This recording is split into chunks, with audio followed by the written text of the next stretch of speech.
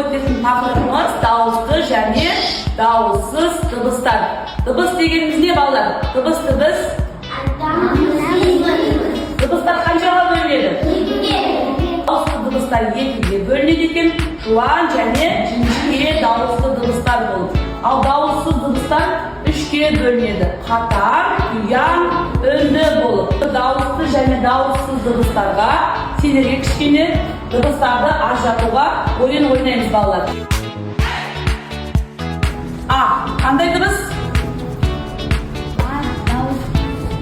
Дауысты дыбыс. М. Қандай дыбыс? Дауыссыз дыбыс. П. Қандай дыбыс?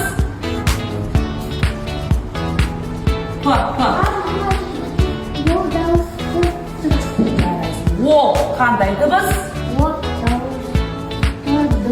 Н.